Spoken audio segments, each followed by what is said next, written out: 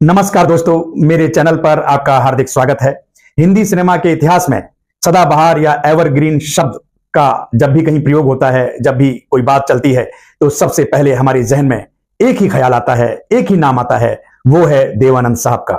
देव साहब ने न केवल अपनी एक्टिंग से बल्कि अपने स्टाइल, पर्सनैलिटी और जिंदा दिली से बरसों तक लोगों के दिलों पर राज किया था। 1946 की फिल्म हम एक हैं से अपने फिल्मी कैरियर की शुरुआत करने वाले देव आनंद साहब को उनके शुरुआती दौर में एक सामान्य लुक वाला एक्टर माना जाता था। उन्हें एक एवरेज लुकिंग एक्टर के तौर पर लिया जाता था। लेकिन 1951 की फिल्म बाजी, जिसे गुरुदत्त साहब ने डायरेक्ट किया था, इस फिल्म ने देव आनंद साहब की काया ही पलट दी। देव आनंद साहब का हमें एक नया अवतार देखने को मिला। एक चार्मिंग पर्सनैलिटी, चेहरे पर हसीन मुस्कान, एक बेहतरीन हेयर स्टाइल, बॉडी लैंग्वेज भी उनकी बदली थी, चलने की स्टाइल।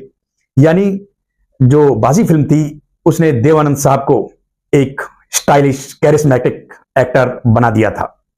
दोस्तों, इसी फिल्म का असर था जिसकी वजह से देव आनंद हमेशा हमेशा के लिए हिंदी सिनेमा के एक अनफॉरगेटेबल फेस बन गए थे।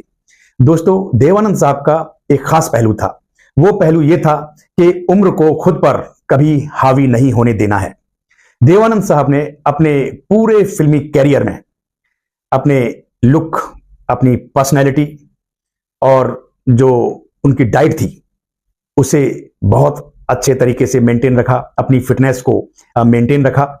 देव साहब लगभग 50 वर्षों तक बतौर हीरो फिल्मों में आए। उन्होंने हर दौर की लगभग सभी हीरोइनों के साथ काम किया। वेटरन एक्ट्रेस मुमताज ने किसी पॉडकास्ट में बताया था कि उन्हें फिटनेस और ब्यूटी को मेंटेन रखने के लिए देव आनंद साहब ने बहुत ज्यादा इंस्पायर किया था। दोस्तों, देव आनंद साहब का मानना था कि उम्र केवल एक नंबर है, age is just a number. आदमी को हमेशा अंदर से जवान महसूस करना चाहिए खुद को। इस सोच में नहीं पड़ना चाहिए कि मेरी इतनी उम्र हो गई है, अब आगे मैं कुछ नहीं कर सकता। नहीं, जिस एज में, जिस मोड़ पर आपको कुछ करने की चाह पैदा हो जाए, वहीं से आपकी शुरुआत है और वही आपकी जवानी है। दोस्तों, देव आनंद साहब ने एक बहुत खूबसूरत बात मुमताज जी से कही थी कि इंसान को हमेशा वेल ड्रेस्ड, मेंटेन्ड और फिट रहना चाहिए। उसे खूबसूरत नजर आना चाहिए। यहां तक कि जब वो मरे तो उसकी लाश भी खूबसूरत नजर आनी चाहिए। यह था देव आनंद साहब का जज्बा जवान रहने का। दोस्तों, सन 2011 में देव आनंद साहब 88 साल की उम्र में जब इस दुनिया से विदा हुए तो वो अमेरिका में थे उस वक्त।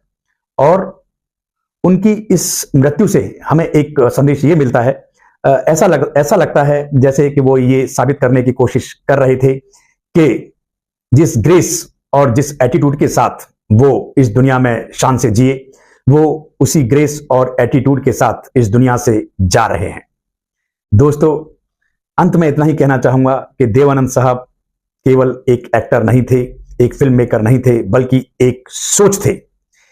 वो सोच जो ये कहती है कि हमेशा स्टाइल में जियो, मुस्कुराहट के साथ जियो और खुद को कभी बूढ़ा मत मानो। हमेशा खुद को जवान महसूस करो, तो ये दुनिया तुम्हारी है। बड़े ही जिंदा दिल इंसान थे देव साहब। दोस्तों, आज के लिए बस इतना ही। स्टे सेफ, टेक केयर, जय हिंद, वंदे मातरम।